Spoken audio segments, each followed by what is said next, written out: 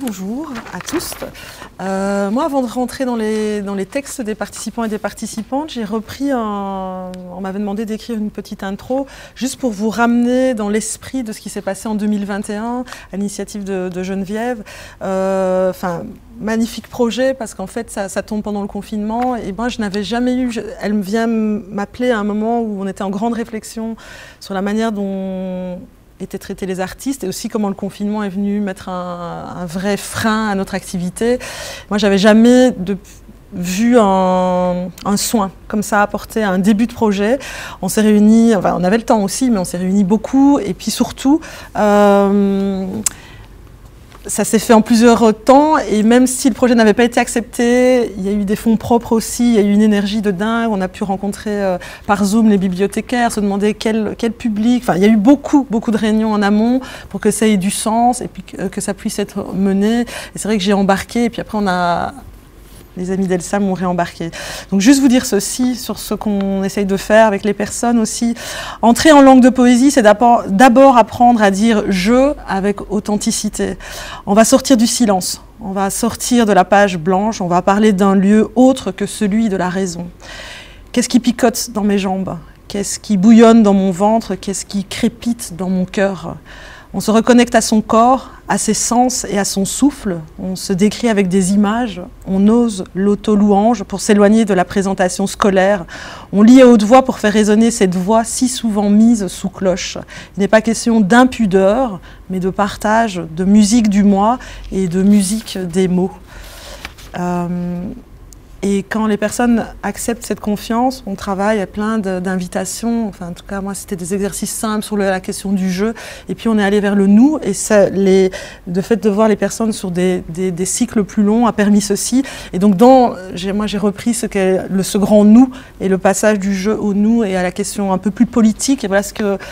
Dans ce moyen très fort en slam qui est un retournement de l'injure, voilà comment les personnes ont repris un peu de pouvoir.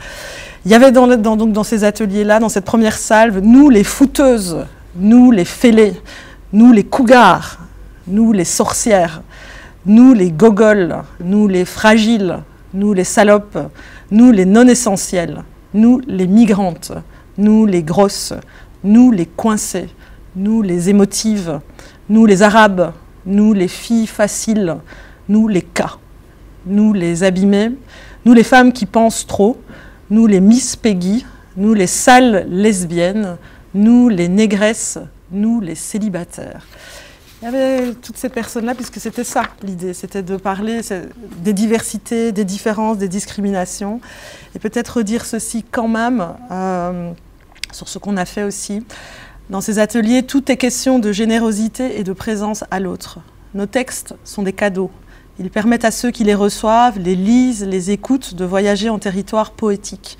Leurs vibrations ne s'amenuisent pas avec le temps. Quand nous acceptons de les sortir à nouveau de nos tiroirs, c'est à nous aussi que nous redonnons vie. Je ne vais pas rajouter plus de mots que ceux-là, parce qu'ils disent déjà beaucoup.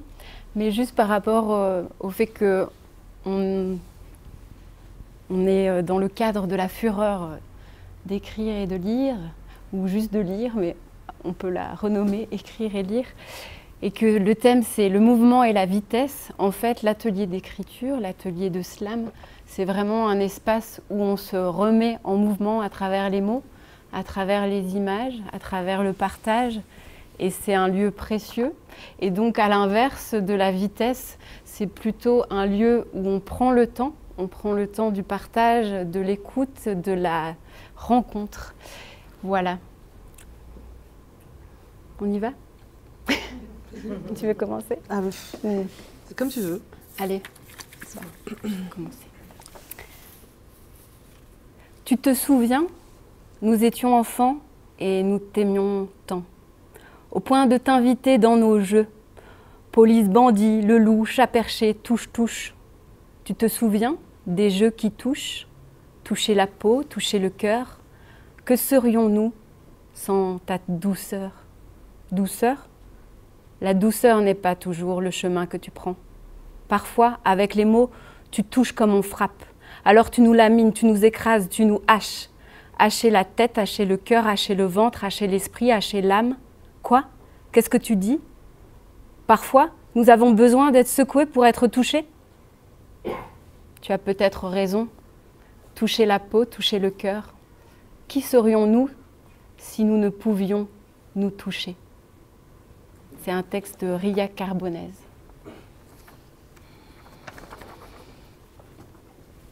Un texte de Dounia Devsena. Je m'appelle Dounia. Dounia veut dire le monde, l'univers. J'ai du métal qui se joue dans le cœur et des métaux qui voyagent dans les corps. Il y a de l'acier dans mon dos, de l'or sur ma peau. Peau dorée est mon surnom. Du fer dans le sang, j'en manque. Ma tête se plombe quand je regarde, quand je respire et j'ose enfin dire « moi, je ». Je vis, je cours, je danse. Du hard et du moins hard. À 39 ans, précieuse est ma survie, lourd est mon passé, légère est ma démarche, engagée est ma folie. Je ne suis pas noire, je ne suis pas blanche non plus, ni l'une ni l'autre. Je viens de quelque part, de nulle part et de partout, couleur du soleil pour certains, couleur de merde pour d'autres, couleur miel pour mon papa. Qui suis-je alors? Pourtant, quand je danse, je me sens transparente. Je suis toutes les couleurs à la fois. Je ne suis plus dissociée, stigmatisée, mâchée, arrachée, rejetée comme recrachée. Je suis toutes ces couleurs magnifiées, banalisées, décriées, flashées, classées, voire surclassées. Je suis le monde. Je suis Dounia.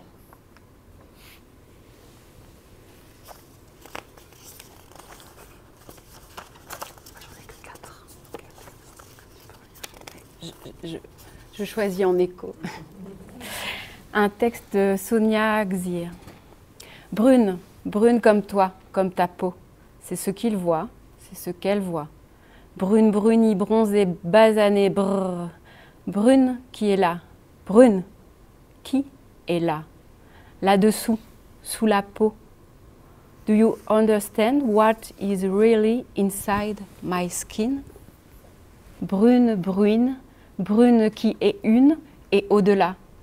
Regarde, la terre est brune, la flaque est brune, la montagne, la rage, la vague, l'ours, l'encre brune, sépia, Sonia.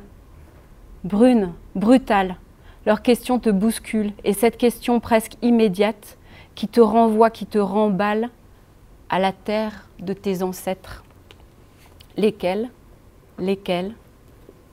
Où la terre n'est-elle pas brune? Où le vent ne souffle-t-il pas? Tourbillons de poussière, torrents de boue, qui peuvent tous et toutes nous envelopper, toutes nues que nous sommes, la poussière, la terre, l'écorce qui s'entr'ouvre et qui bruit.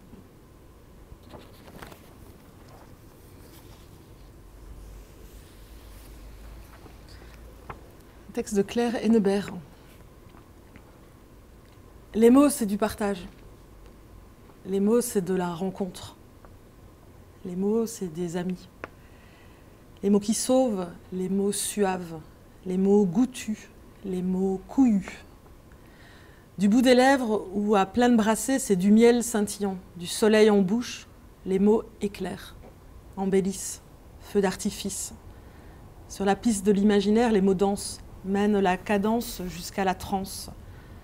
Ce serait comme un viager, mon âme déménagée. Très cher, je te chéris, de mes rêves, je te nourris. Puisses-tu rester jusqu'au bout cette folie, cette eau qui bout. Tu es ma raison de vivre.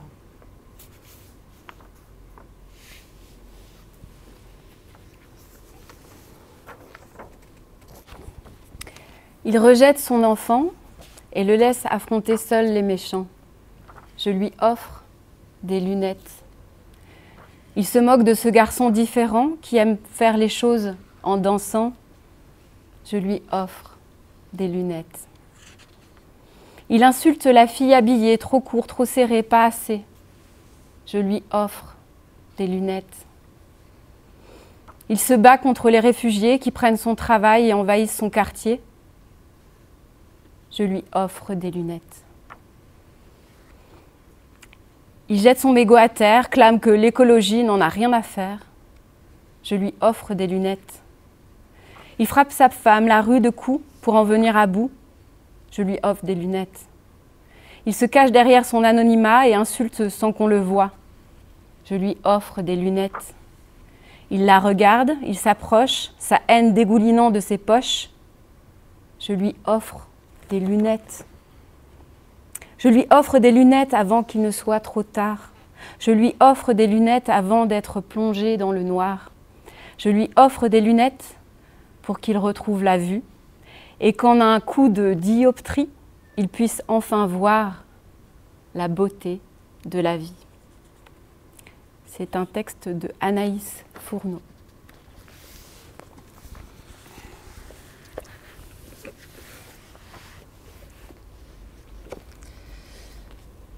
Un texte de Gabrielle Lévy, de la bibliothèque de Braine-l'Alleud, avec la bibliothécaire ici présente, Vine Joanneau, qui nous a accueillis.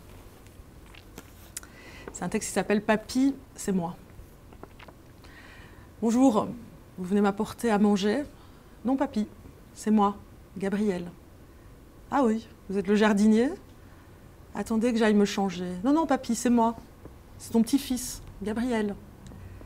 Gêne, consternation, peine, émotion. Il ne me reconnaissait pas. Il ne se reconnaissait pas. Pourquoi? On ne sait pas. Aujourd'hui, au-dessus de 65 ans, c'est 1 personne sur 9 qui vit ça. D'habitude, quand quelqu'un meurt, c'est déjà très dur. Tu pleures, tu fais ton deuil, et puis tu fais de ton mieux pour que la vie continue. Ici, papy, c'est 10 ans qu'il a pris, 10 ans de présence absente, 10 ans de pensée hallucinante, 10 ans pour partir, 10 ans pour périr, 10 ans pour souffrir, 10 ans pour accepter. Accepter qu'il allait s'en aller. Tout au début, c'est son boulot qu'il a perdu. Il était dans le déni de la réalité, fâché qu'on commence à le limiter, à se perdre dans le tram et le métro, ne parlons même pas du vélo. Ensuite, il a commencé petit à petit à dégénérer. Il ne pouvait plus se raser, ni s'habiller ou se laver. Et oui, c'est ma grand-mère qui s'y collait, l'amener à sa promenade, l'amener chez le médecin, lui faire à manger, lui laver les aisselles, lui torcher le cul. Puis elle a dit « j'en peux plus ». Tu peux t'imaginer évidemment qu'une fois en maison de repos, cela n'a plus duré longtemps. Et maintenant, comme c'est génétique, ma mère et moi, on se demande ce qui nous attend. Chère beauté, qui nous a séparés? Qui nous a écartés? Qui nous a éloignés de toi?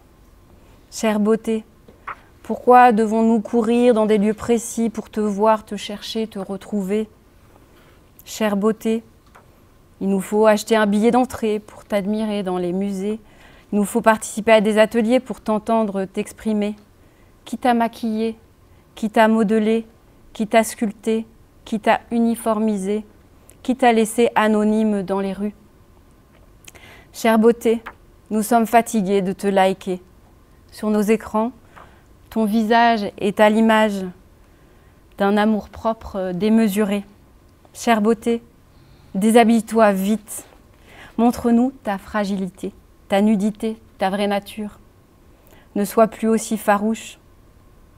Chère beauté, enlève toutes tes couches. Arrache tes pétales de peur, retrouve l'essence de ton cœur. Chère beauté, dessine-nous une société faite d'amour, de solidarité.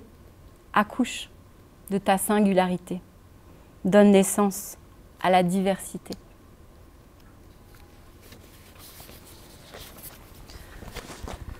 Un texte d'Aurélia Gervasoni. Dans mon dos, vous pouvez faire l'exercice chez vous, faites des listes dans mon dos, ce que vous voulez plus en fait. Dans mon dos, il y a ma chaise de bureau, une ancienne chaise de bar, la seule confortable. Dans mon dos, il y a les attentes étouffées. Dans mon dos, il y a les frustrations calmées. Dans mon dos, il y a les doutes rassurés. Dans mon dos, il y a les garanties liberticides. Dans mon dos, il y a le sursaut des excès. Dans mon dos, il y a l'obsession. Dans mon dos, il y a maintenant une autre chaise et je l'aime quand même. Dans mon dos, il y a les mots jamais concrétisés. Dans mon dos, il y a le substrat saturé, le passé qui a servi mais devenu stérile. Dans mon dos, il y a les nécessités triviales. Dans mon dos, il y a le moral financier à mal. Dans mon dos, il y a ce que j'aurais dû laisser plus tôt. Dans mon dos, il y a les matins où j'ai dormi trop, mais ça m'a fait du bien. Dans mon dos, il y a le poids d'anciens idéaux. Dans mon dos, il y a ce que j'aurais dû confier. Puis les secrets que je n'aurais pas dû porter. Jusqu'ici, c'est ce qu'il y a quand je regarde mon épaule et par-delà, mais devant moi, maintenant, il y a la vie. Un texte de Marie Dubois. Je suis un Milan royal. Je suis un Milan royal qui a déjà pas mal de kilomètres au compteur.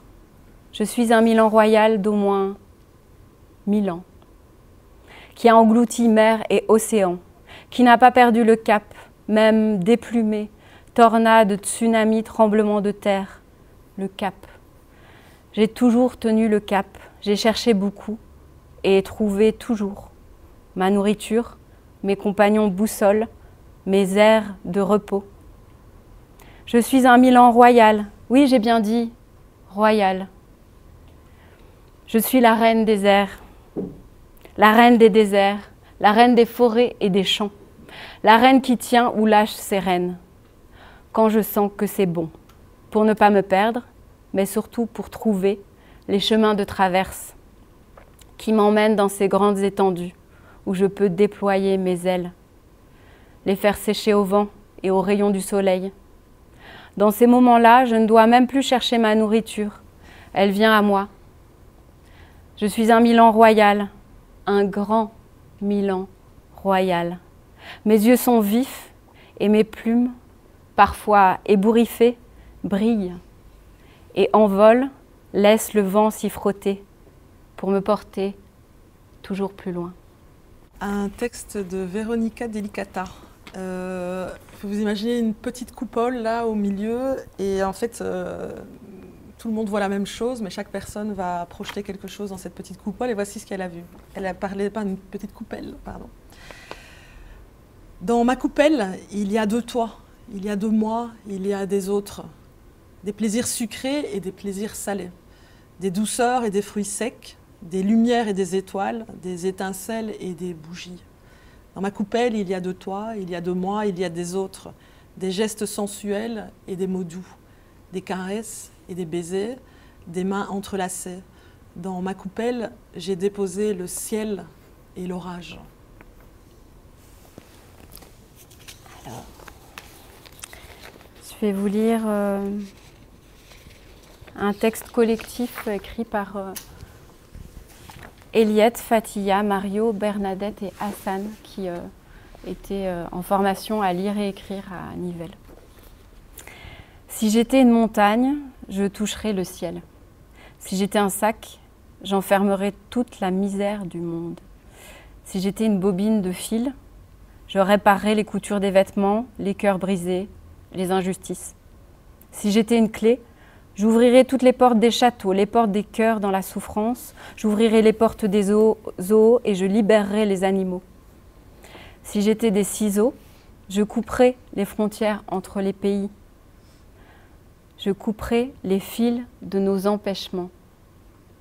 Si j'étais une bougie, je réchaufferais les âmes en peine. Si j'étais une plume, je ferais des doudous à ceux que j'aime. Je me ferais une paire d'ailes pour voler dans le ciel.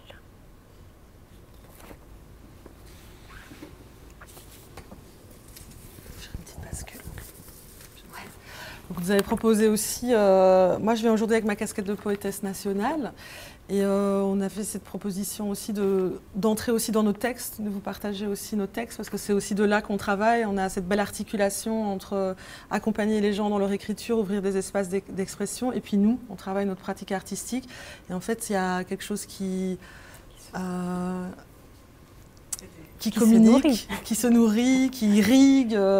Et forcément, en fait, plus les années avancent et plus on est dans notre pratique artistique, plus aussi on n'est pas les mêmes animatrices. Et donc du coup, quand on rencontre les personnes à un moment précis, on les rencontre aussi à un moment où on est en écriture. Donc voilà, donc on fait des petits ponts. Après Anne, je sais que tu as plus de textes. Moi, Vas-y voilà. Lisette, et puis moi du coup j'ai piqué des livres pour pouvoir aussi dire. Parce qu'on est bien entouré derrière, on est bien entouré. Ça, c'est un texte de commande pour un projet qui s'appelle La Plaine du poète Aurélien Dony et qui a été édité aux éditions Malmström. C'est une pièce de théâtre où il y a notamment Laurence Vielle, Jean d'Amérique, peut-être, je sais plus, Camille Pierre, et d'autres qui sont là réunis. Sur le thème de la plaine, et justement pour reparler j'ai choisi ce texte parce que ça repart du confinement, on nous a demandé de dire quelque chose, qu'est-ce qu'on avait comme vision à partir du confinement. On ne choisit pas, non on ne choisit pas, on ne choisit pas de devenir une plaine, on ne choisit pas. On se lève un matin, peut-être un peu plus tôt qu'à l'accoutumée, et on constate, c'est toujours nous, et ce n'est déjà plus nous, on ne choisit pas. Une vaste étendue a comme chassé l'encombrement du jour précédent, a comme soufflé sur le fatras côté cœur, a comme rasé les crêtes de l'absurde. C'est toujours nous, et ce n'est déjà plus nous. La veille encore, horizon sous barbelé urbain. La veille encore, rizière de béton, faux ciel à prix d'or. La veille encore, poitrine engorgée de glaise grumeleuse, enchevêtrement de jambes en panique de solitude. Et voilà que l'aube. Voilà que l'aube, taquine et piquante, s'amuse à retirer une lettre, une simple lettre, un T, à notre plainte quotidienne. Plainte d'exister mièvre, plainte d'exister mensonge, plainte de tourner en rond, de se cogner au chambranle des obligations, aux ornières le T, au feu le T, à la rivière le T, le nouveau mot, plaine, le nouveau moi, plaine, peut se rouler dans la laine des premières lumières et des premières paroles sans craindre le retour des anciennes déroutes. Ça abruisse.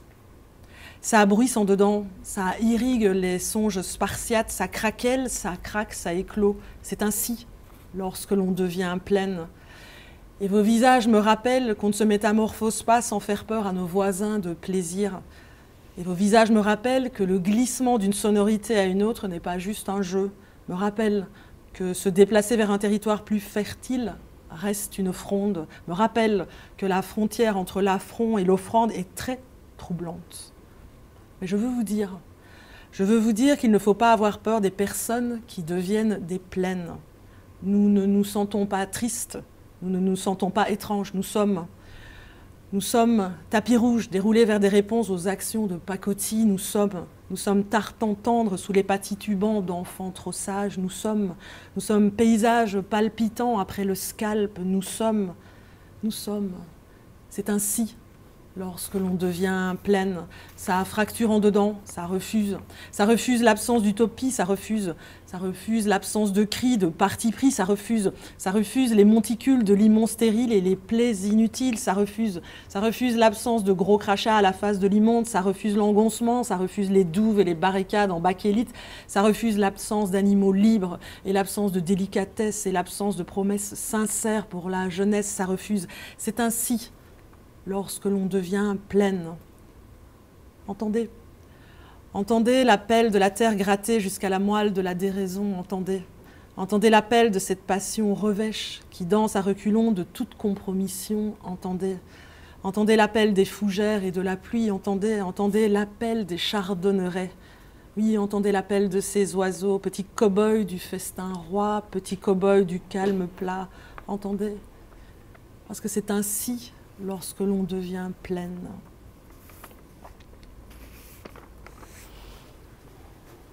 Beaucoup d'échos, comme en atelier. C'est très gai. Moi, du coup, je vais lire 3 courts textes de ce livre-là. Un si profond silence. Nous devons réapprendre à parler tout seul. Prescription du médecin, refaire le chemin qui relie les sons entre eux.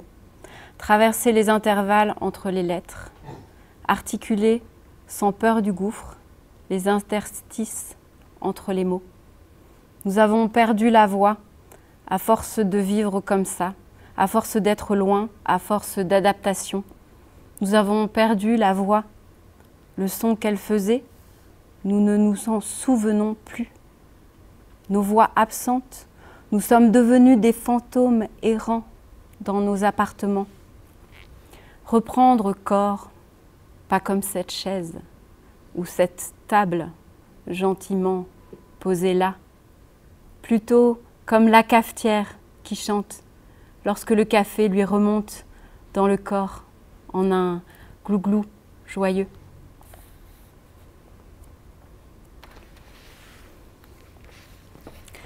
À celle qui sera, la lettre manquante, jouis du vent qui effleure ta peau, Étonne-toi de la lumière de l'obscurité. Laisse-toi colorer de l'intérieur par les couleurs du ciel. Perds-toi sur les chemins. Garde en toi le sens du détour. Aime sans détour. Soit l'éclat et la fissure, soit la brèche et le contrepoint, soit le point et le rien, soit l'arabesque et la ligne droite, soit la courbe et la déchirure, soit le cercle et le nœud, soit le débordement et l'aplat. Vieille de tout ça, soit le point-virgule et le point d'interrogation. Tu as l'art des enfants vieux de 1000 ans. Habite le monde pleinement, de la terre jusqu'au ciel, comme un arbre. Sois toute la forêt.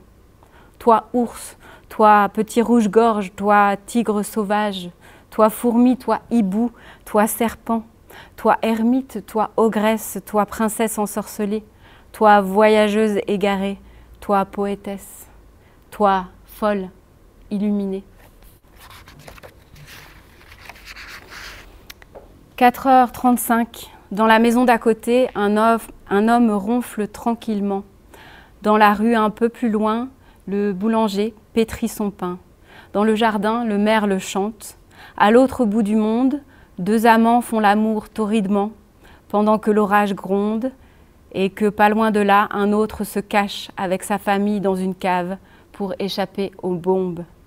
Et en même temps, il y a quelque part quelqu'un qui chante, une femme qui accouche, une étoile qui brille plus que les autres, un homme qui fuit. Tandis qu'ailleurs, un bébé dort paisiblement, la lune est rousse, une femme revient saoule d'une fête où elle a dansé, un homme mange du chocolat dans sa cuisine. Et en même temps, un adolescent qui a fait le mur revient en douce dans son lit, des fourmis transportent consciencieusement des miettes de pain trouvées dans l'herbe, un téléphone sonne pour annoncer une mauvaise nouvelle. Et en même temps, la pluie tombe ici et la nuit ne tombe pas là-bas. Et en même temps, deux sœurs se chuchotent des secrets alors qu'elles devraient dormir. Un petit garçon sursaute parce qu'il fait un cauchemar. Une femme a envie de tout quitter. Une famille regarde les débris de sa maison emportés par un incendie. Le hibou ulule. Et en même temps, une petite fille rêve les yeux grands ouverts de voyager dans l'espace. Une jeune femme vole un vélo dans une rue déserte. Un papillon sort d'une chrysalide.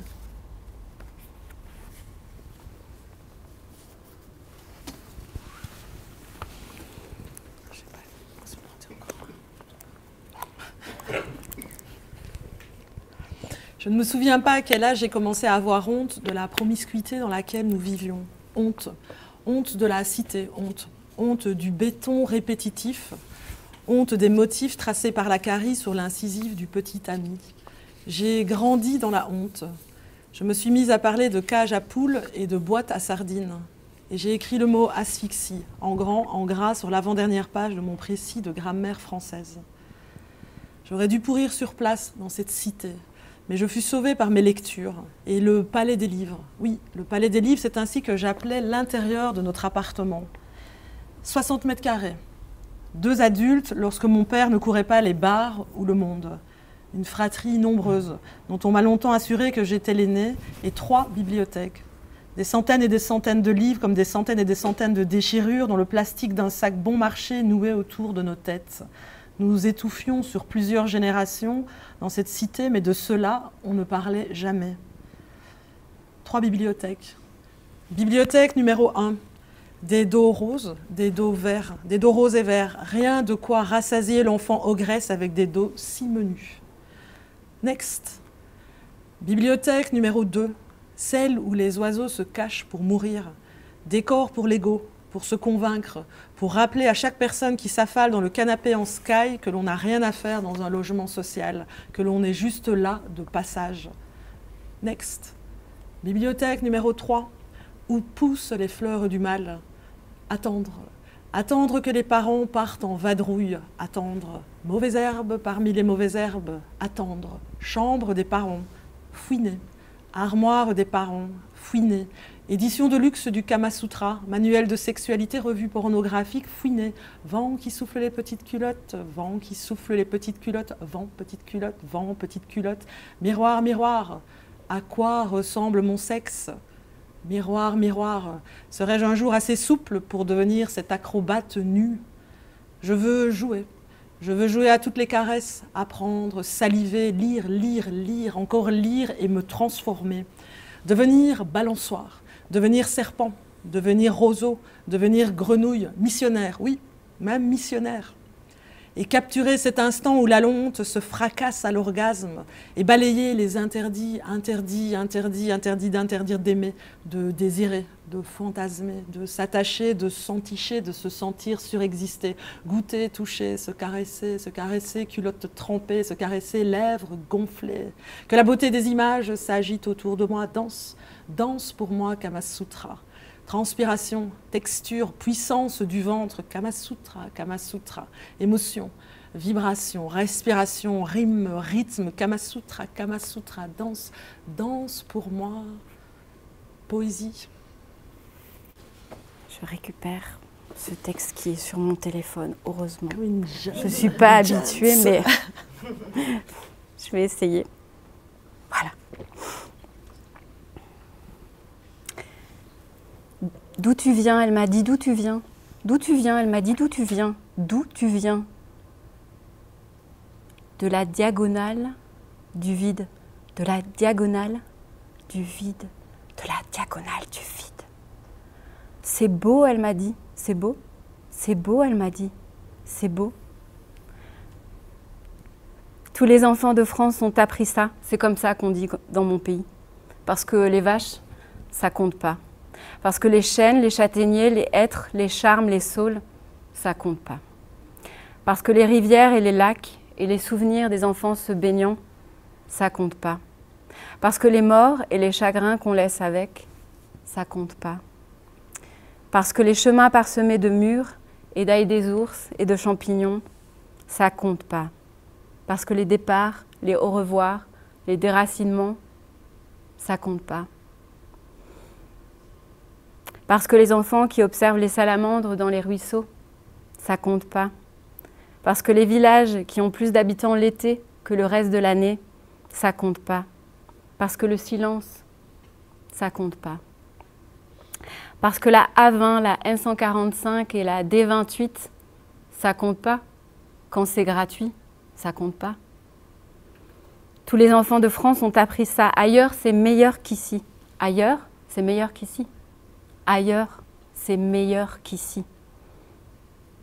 Il y a les réservations obligatoires dans les TGV, les autoroutes payantes, les bouchons sur le périph', les péages et les feux rouges. Il y a tout ailleurs. Il y a les aéroports pour aller ailleurs. Tu écoutes, tu regardes, tu parles ailleurs. On est des rats, on est déracinés d'avoir toujours regardé ailleurs. Tous les enfants de France ont appris ça. Ailleurs, c'est meilleur qu'ici. La diagonale du vide. La diagonale du vide. C'est comme ça qu'on dit dans mon pays. Et toi, d'où tu viens? De l'ombilique des limbes, d'un nid de ronces et de mots, de la terre qui s'étue, du trop et du pas assez, d'une maison où on a oublié le nom des vents qui nous traversent et nous trament, d'un nid de trop, d'une maison qui s'étue, de l'ombilique des mots. Et toi, d'où tu viens? À quoi te cognes-tu? À quoi te cognes-tu? À quoi te cognes-tu? Pourquoi t'arrêtes-tu? Où prends-tu le temps? Que rencontres-tu? Qu'est-ce qu'il y a? Qu'est-ce qui te touche? Qu'est-ce qui est vivant? Qu'est-ce qui est mort? Qu'est-ce qui est mort et qu'est-ce qui est vivant? Qu'est-ce qui te traverse et qu'est-ce que tu traverses? Souffle, souffle, souffle. Souffle sur tes origines. C'est une histoire que ton corps se raconte depuis des années-lumière. Souffle, souffle. Accueille le vide, soit traversée, écho, résonance, soit le vide. Respire. Souffle, souffle, souffle. Souffle pour balayer d'une éclaboussure tout ce qui t'englue, tout ce qui encage, tout ce qui t'englue, tout ce qui encage. Qui tu deviens? Il y a tout ici. Il y a le silence et les points de départ, les couleurs changeantes et les au revoir, les noyés et les déracinements qui se soignent le long des chemins, les rivières et les chagrins qui coulent au loin. Il y a tout ici. C'est beau, elle m'a dit, c'est beau. D'où tu viens, c'est beau.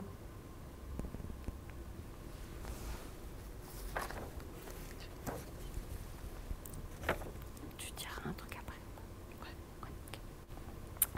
Je vais vous partager des petites formes courtes qui ont aussi été écrites en atelier. Claude de Pierrepont dit « Le poème est la danse des mots que l'on aime ». Georges Martins « La poésie est l'insurrection contre l'apparence du non-dit ». Nicole Richard « La poésie est un sport de combat, un cri qui ouvre les portes à petits pas ».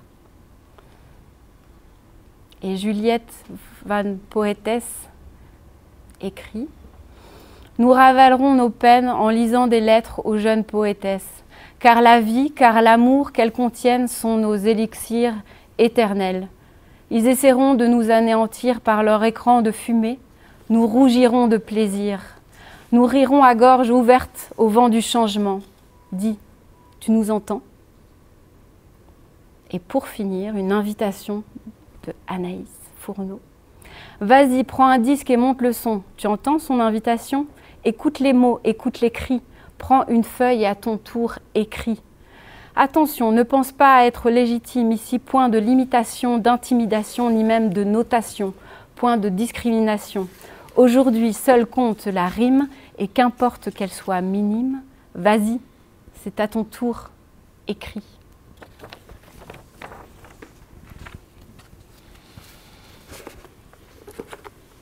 Un dernier texte, qui est le prochain du projet Poète National. Et puis j'ai une petite définition plurielle de la poésie par les participantes de la première salve d'atelier. Je danse, langue, loque, piment de la première strophe, je danse. Ligne de sueur sous mon poumon politique, je danse. Bracelet de cheville en verre pilé, piétiner toute poésie qui ne saignerait pas assez, je danse. Je danse, robe blanche, linceul de l'éveil, épaules recouvertes de pollen, je danse. Ma mère dit que ça ne se fait pas quand on a des voisins de faire sécher ses petites culottes dans le jardin. Et je la crois. Je danse. Invitation sans carton Bristol pour l'ado qui faisait tapisserie pendant les slows, je danse. Invitation à ne pas craindre la solitude, je danse.